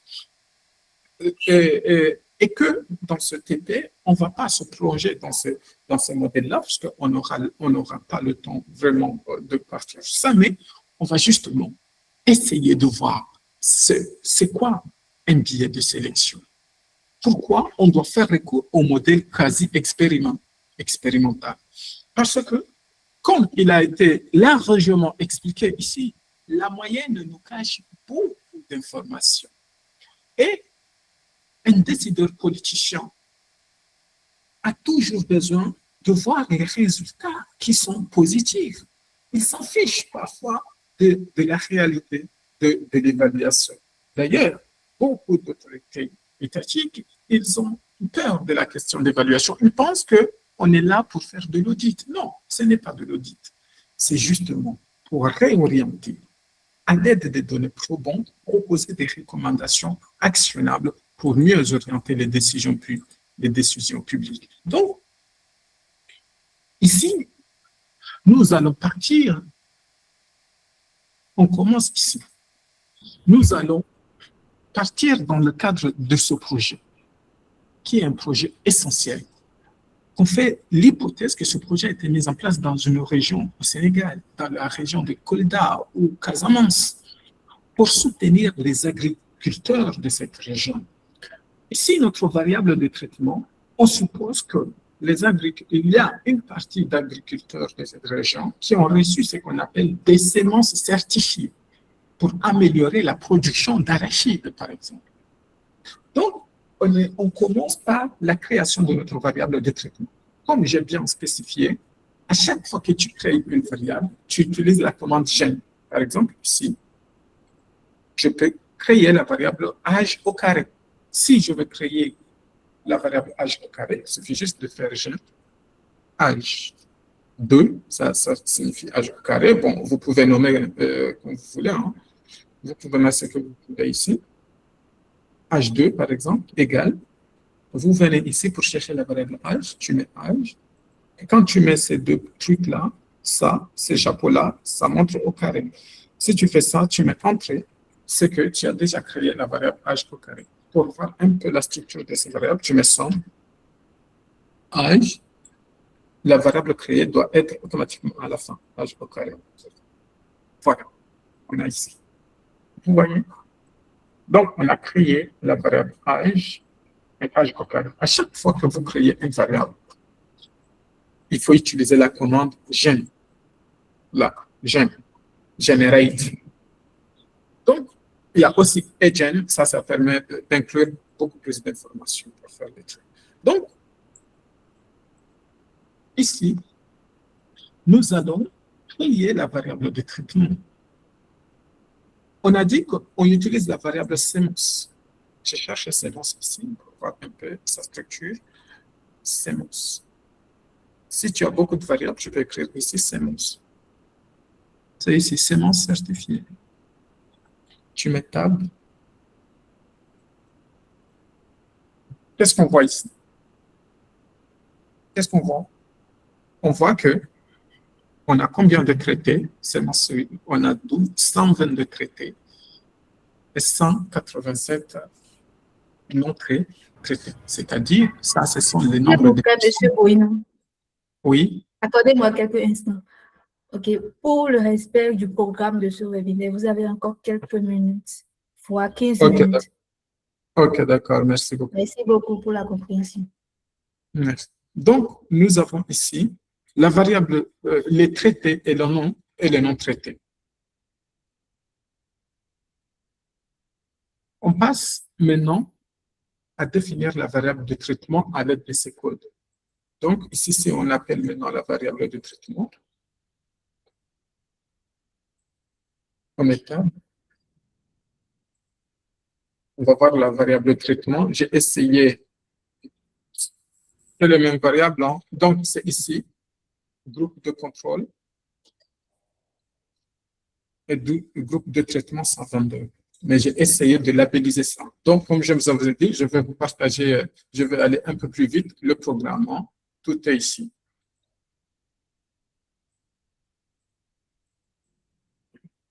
Donc, ici, maintenant, on commence par un test de moyenne. Pourquoi? Parce que pour faire un test de moyenne, c'est ça la commande. Je ne sais pas si vous voyez bien. Je peux copier et le mettre ici. Pour faire un test de moyenne, voilà la commande. Un test de moyenne, ça concerne, comme il a été bien expliqué, une variable continue, une variable binaire.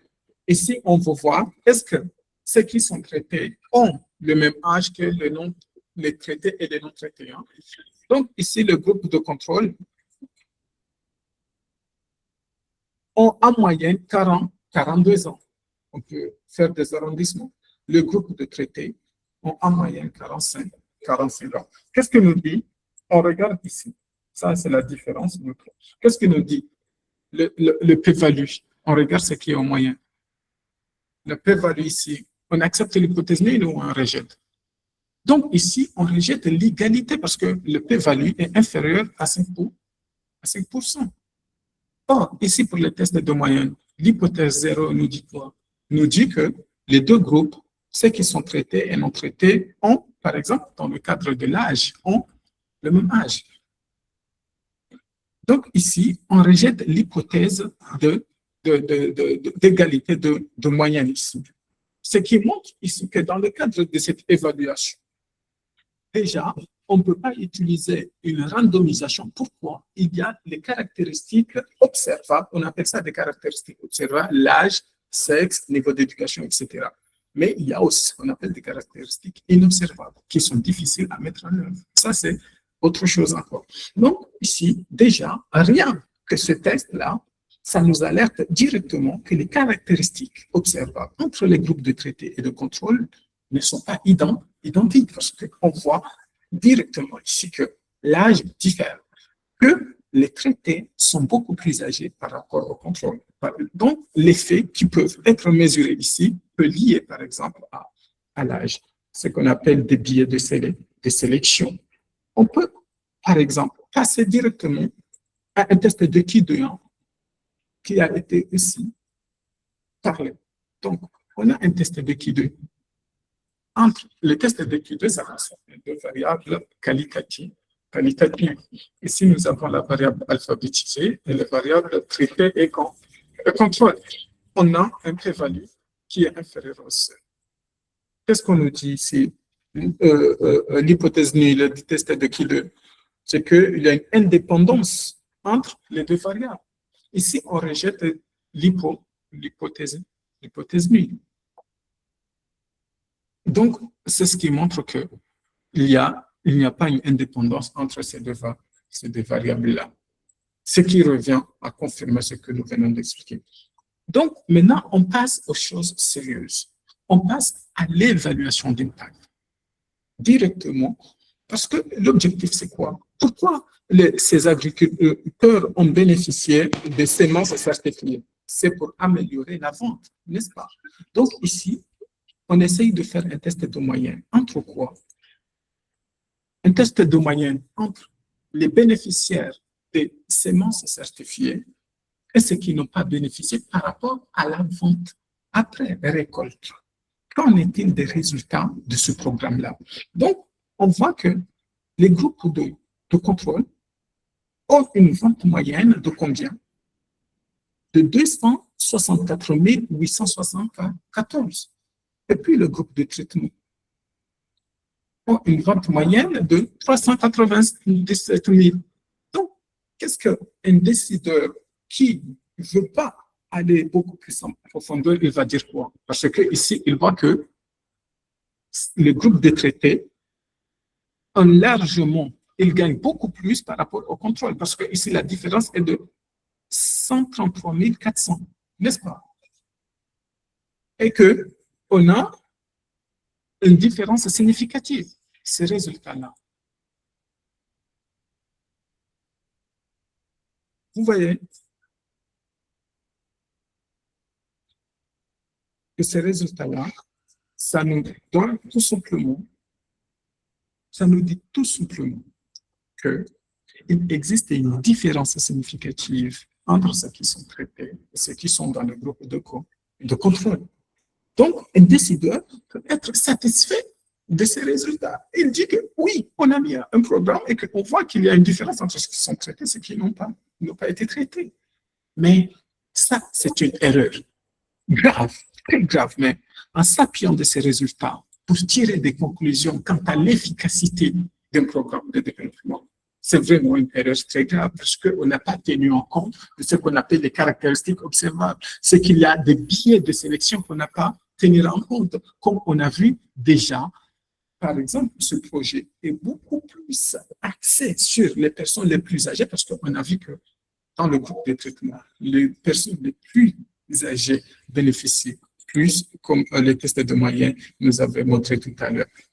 Mais on va maintenant intégrer des caractéristiques observables pour voir qu'en est-il maintenant si on essaie de tenir en compte des caractéristiques des individus. Ici, nous avons utilisé une régression linéaire simple.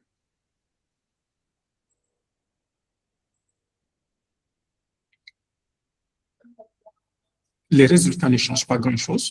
Vous voyez, ça revient comme le test de moyenne, ça ne change pas grand-chose parce que ici, c'est une régression linéaire simple entre la vente et le traitement. Donc, on voit que le traitement, c'est ça. Le coefficient, c'est 133 435.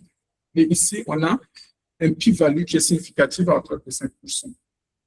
Donc, on peut être content en disant oui, le programme a un effet significatif, mais qu'en est-il maintenant quand on contrôle les effets? Quand maintenant on essaie de contrôler les effets, ça, c'est une régression linéaire multiple, on tient compte des effets hétérogènes, les caractéristiques observables. Qu'est-ce qu'on voit? Pour les traitements, vous voyez le traitement maintenant? Est-ce que le traitement est significatif ici? Est-ce que quelqu'un peut répondre à ça? Ici, maintenant, le traitement, si on essaie d'intégrer les caractéristiques observables, est-ce que le traitement est significatif? Ici, on voit qu'il y a une différence de 100, de 1541. Maintenant, si on essaie de contrôler ces caractéristiques observables, quelqu'un peut me dire si maintenant on a un effet significatif? Je peux répondre. Oui, vas-y. Je peux répondre. Oui, oui, je dirais que la variable traitée n'a pas d'effet parce que la plus-value est supérieure à 5%. Oui. Donc, quelqu'un peut dire mieux. Et pourquoi? Tu peux dire le pourquoi ici? Allô? Tu peux Vous m'avez dire. écouté? Oui, tu peux dire pourquoi. Tu peux dire pourquoi. Pourquoi on observe cet effet maintenant quand on essaie de contrôler les effets observables? Bon, je pense que on n'a pas tenu compte des caractéristiques observables, c'est ça? Non, c'est le contraire. Tu vois, ici, quand on contrôle pas les effets observables, on n'ajuste pas d'autres facteurs, le p-value est significatif. C'est qu'on a ici une différence de 134 435 de différence entre les traités. Donc, dans le programme agricole, ceux qui ont reçu les semences certifiées gagnent beaucoup plus, estimé à 134 000 par rapport aux bénéficiaires. Mais maintenant, si on essaye de tenir compte des effets observables, cet effet a largement diminué, voire même n'est pas significatif. Ce qui nous alerte que ce modèle de randomisation, c'est-à-dire si on veut se limiter à cette assignation aléatoire, nous allons fausser nos résultats. C'est pour ça qu'en fonction de ces résultats-là, un modèle beaucoup plus robuste, notamment les modèles quasi expérimentaux, doivent être mobilisés afin d'aller beaucoup plus en profondeur, de chercher l'impact exact du programme. Parce qu'en se limitant à un simple test de moyenne ou bien à une régression linéaire simple entre la variable de traitement et la variable de résultat, nous courons le risque de surestimer. Vous voyez que nous avons surestimé l'effet du traitement, alors qu'en réalité, ce programme-là est affecté par l'alphabétisation, d'ailleurs déjà ici. Vous voyez, le coefficient associé, ceux qui sont alphabétisés, ils gagnent beaucoup plus par rapport à ceux qui ne sont pas. Oui. Donc, ici, vous voyez, ça dépend de la superficie. Donc, on peut dire que ce programme-là cible les personnes qui ont déjà des niveaux de vie beaucoup plus meilleurs par rapport aux autres. C'est ce qui nous dit ces résultats-là. Mais j'ai fait un document, un PDF que je vais partager avec vous, qui explique toutes ces interprétations. Donc maintenant, pour dire beaucoup plus, pour aller beaucoup plus loin, on donne ce qu'on appelle les effets marginaux. Mais comme je n'ai pas beaucoup de temps,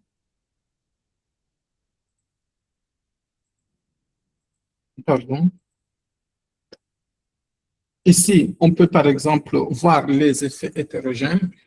On essaye de calculer une variable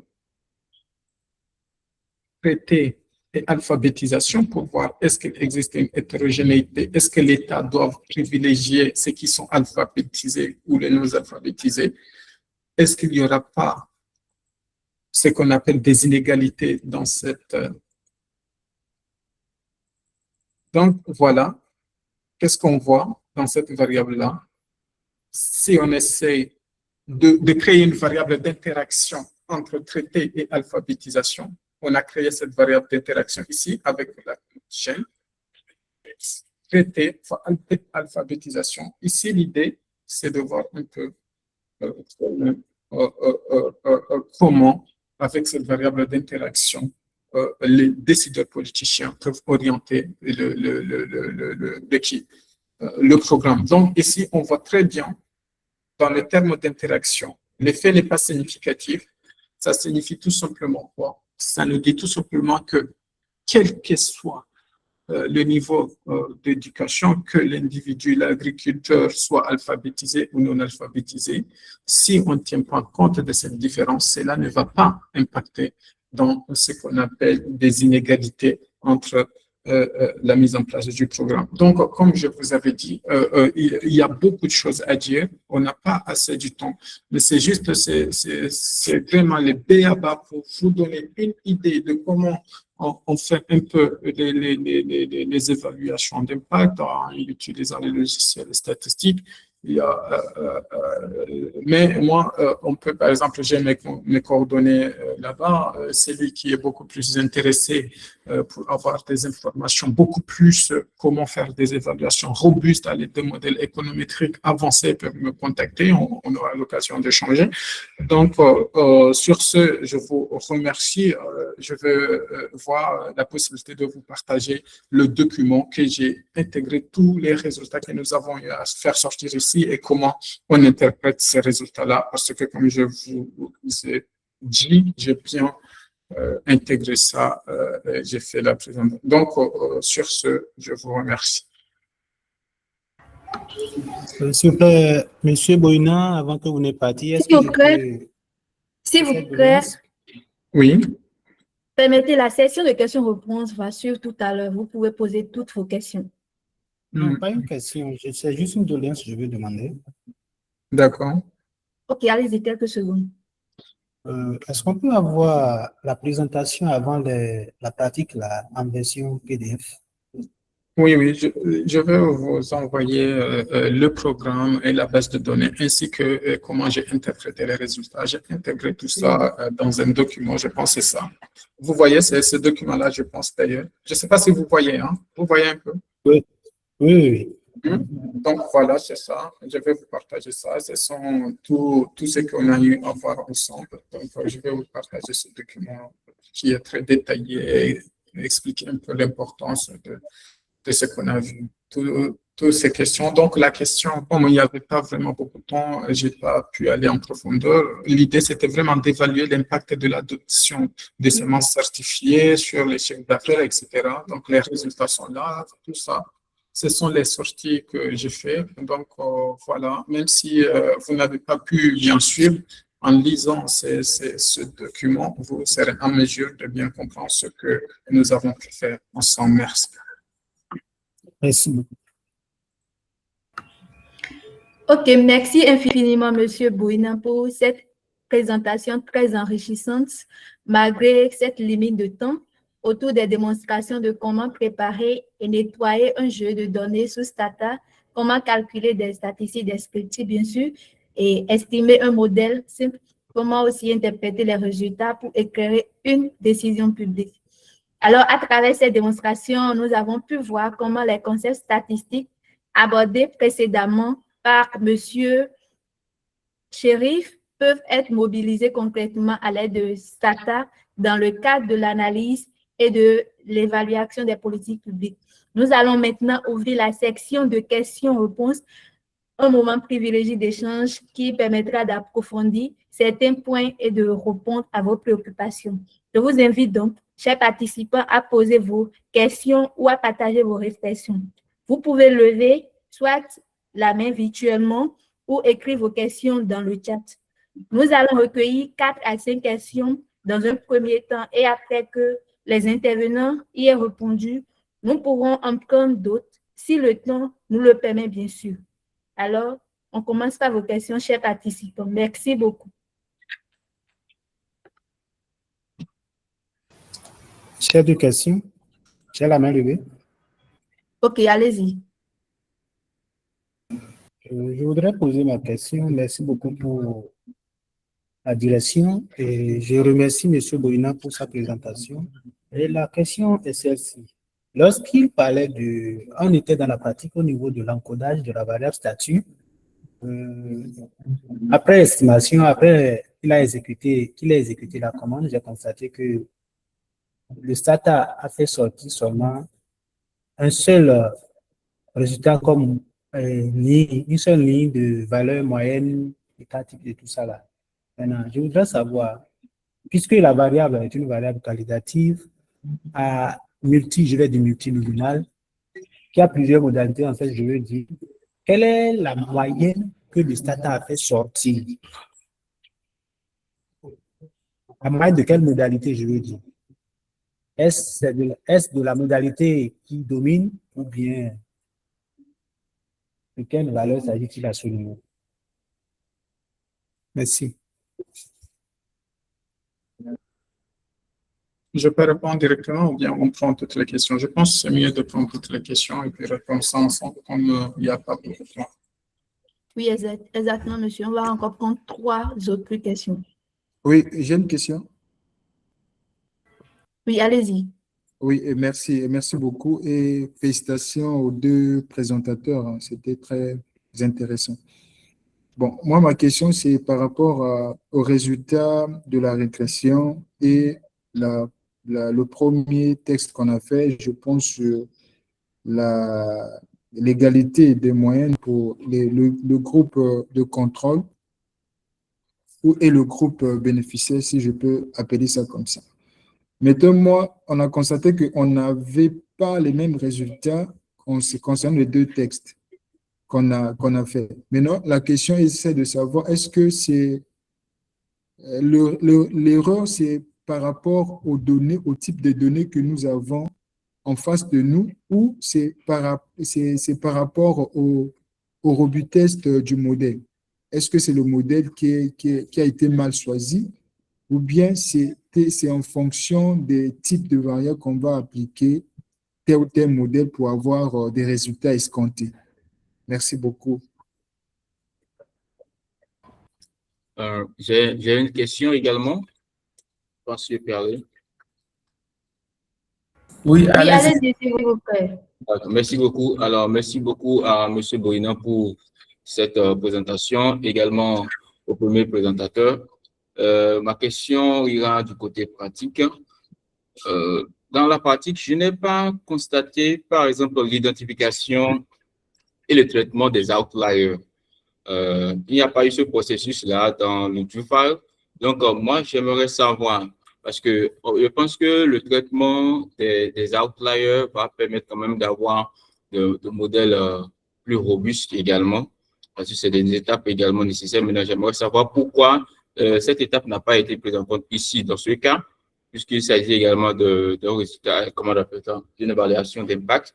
Donc, c'est juste ma question. Et si ça n'a pas été pris en compte, à quel moment cela pourra être possible? Parce que dans l'explication avec les tests de moyenne, puis la régression simple, on a vu que les choses ont varié. De même, il a été recommandé même la régression multiple pour avoir un modèle plus robuste. Donc, c'est là que se focus ma question. Merci beaucoup.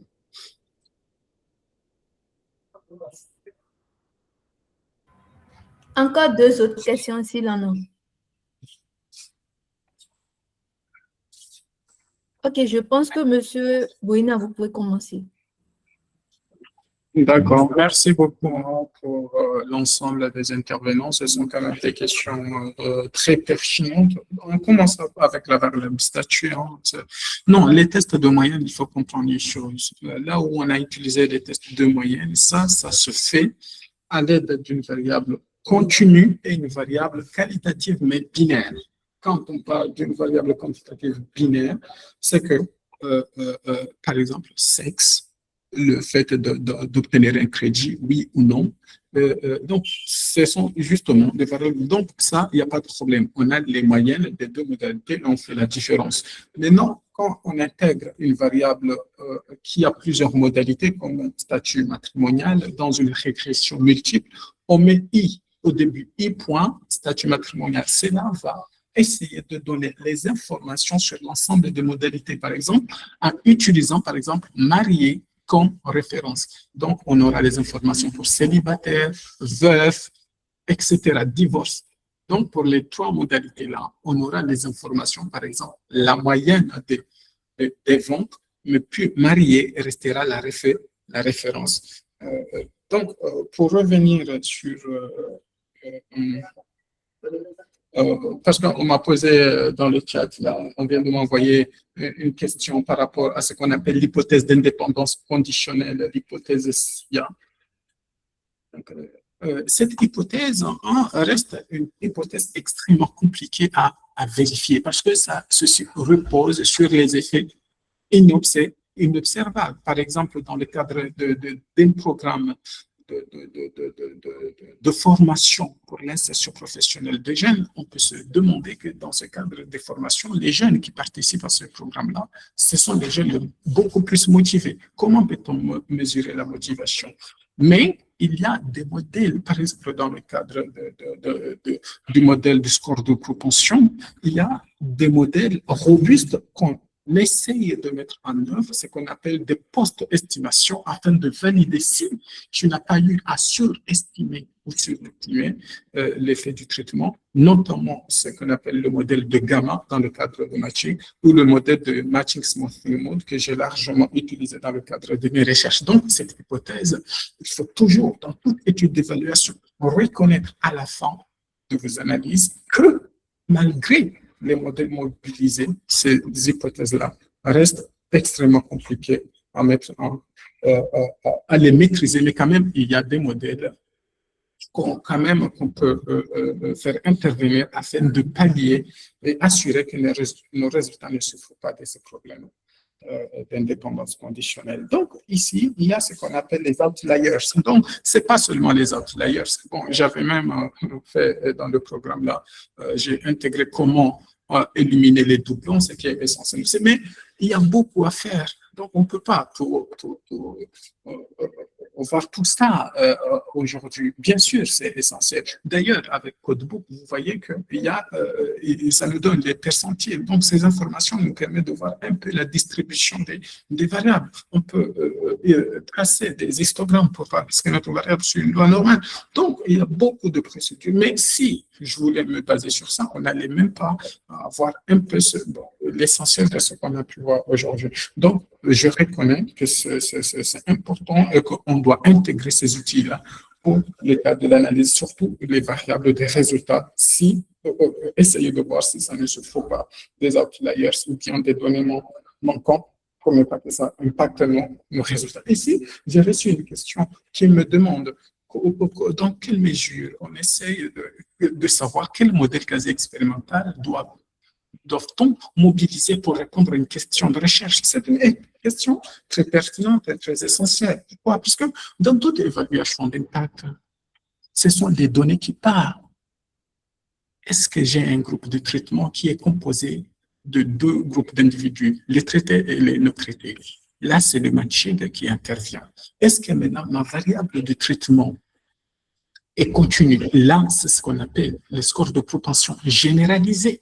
C'est un modèle très robuste qui n'a pas encore fait l'objet d'études ici, que j'ai mobilisé dans ma thèse, que j'ai aussi utilisé dans toute recherche. Donc, c'est la nature des données qui définit le modèle quasi-expérimental qui permet. Maintenant, par exemple, si tu as des données de série temporelle, tu peux mobiliser ce qu'on appelle la méthode de double différence. Si tu as des données macroéconomiques, tu peux appliquer le contrôle synthétique. Par exemple, on veut évaluer le plan Sénégal émergent qui est mis en place en 2014 en fonction de certains nombres d'indicateurs. Là, ce sont des données macroéconomiques. Donc, c'est le contrôle synthétique qui intervient comme d'autres modèles. Donc, c'est vraiment la nature des données. Mais comme je vous avais dit, on ne peut pas tout voir. Pour ceux qui sont intéressés, et je donne des formations sur les modèles quasi-expérimentaux, je vais vous partager les informations. Ou sinon, vous pouvez aller consulter mon compte LinkedIn. Merci. Oui, M. Aina, c'est comme si vous avez oublié ma question. Oui, c'est laquelle, pardon? Peut-être, est-ce que vous pouvez répéter? Peut-être, je n'ai pas pu noter votre question. OK.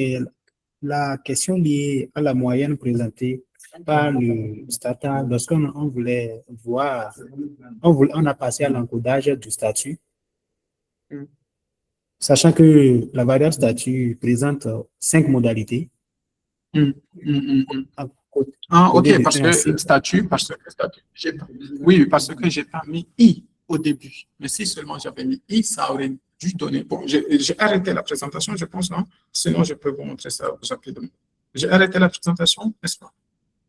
Et sinon, je peux vous montrer. Ça, tu mets juste, si je vous envoie le programme, tu mets juste I, point, tu mets I minuscule, point, statut, suivi de la variable statut. Si tu fais ça, tu verras comment les résultats vont sortir. Mais je peux peut-être, si le temps me permet, vous montrer ça rapidement. Il n'y a pas de problème à ce niveau. Merci Donc, beaucoup. si vous voyez très bien, on peut reprendre le cas de statut. C'est où? Je ne sais pas. On peut, par exemple, prendre ça ici, dans le cadre de la régression. Ici, vous voyez, donc ici, je peux ajouter la variable statut ici. Je mets I. I prend. Donc, vous allez voir. Vous voyez, statut, c'est où? Statut, c'est ici. On ne voit pas l'écran. Vous ne voyez pas maintenant l'écran. C'est ici, hein? Statut matrimonial. Je ne sais pas si vous voyez. Statut matrimonial, c'est ici. Donc, nous avons des valeurs. Hein. On voit que pour 10 boss, la moyenne, c'est 219 000 mariés, c'est 143 000 mariés polygames, 200, je sais pas, donc veufs. Donc, mais il y a, pour savoir la modalité de référence. Alors, aucun écran n'est visible. Hein? Votre écran partage n'est pas visible, s'il vous plaît. Votre écran n'est pas partagé, s'il vous plaît. Ah, ok, ça me dit ici que je ne peux pas partager. Un instant, s'il vous plaît.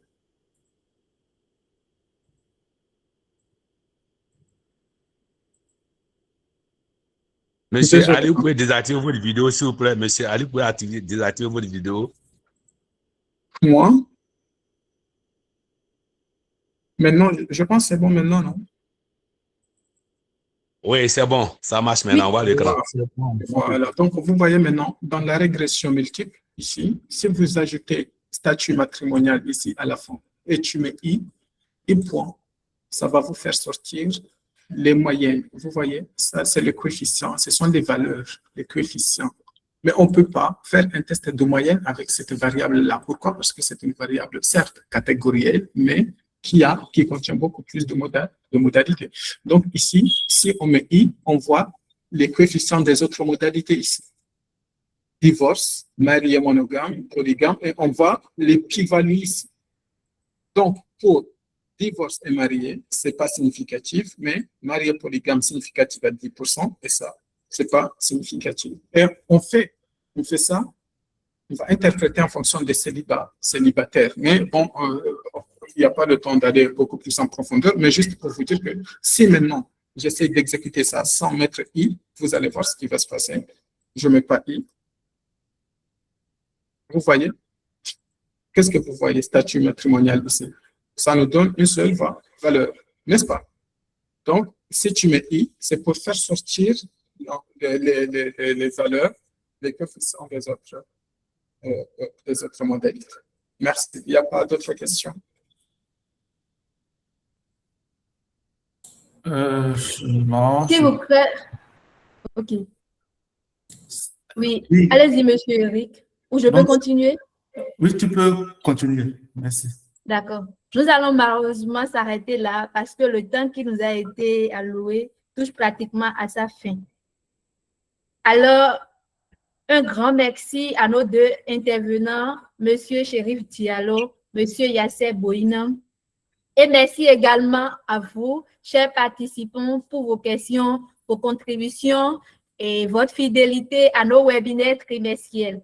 Rendez-vous est pris pour le webinaire du 3e trimestre avec des thèmes tout aussi pratiques et passionnants.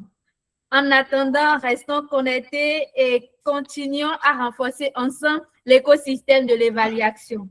Merci au baromètre pour l'opportunité de ces échanges. Merci bien. Et je vous souhaite à toutes et à tous une excellente fin de journée. Merci beaucoup. Merci. Merci, Moufidat. Merci, monsieur À la Chiam. prochaine. Merci, monsieur Yasser. Merci. Merci à vous beaucoup pour cette. Merci.